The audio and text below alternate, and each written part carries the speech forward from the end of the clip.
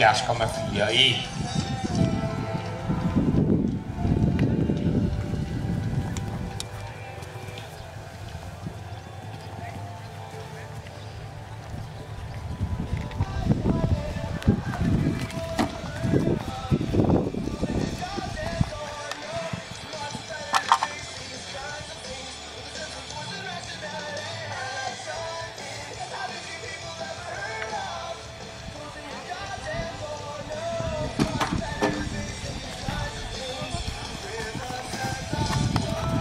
Næste rytter, vi skal have frem til startlinjen, det er start nummer 55, Sandvig Mosgaard Lauritsen. Start nummer 56, Ditte Thomasen, må komme på banen og holde sig klar.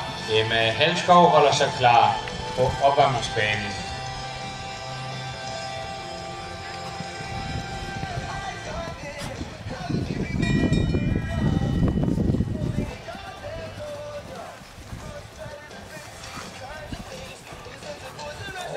Det var super flot. Det blev til 4 fejl i første fase til 51,24.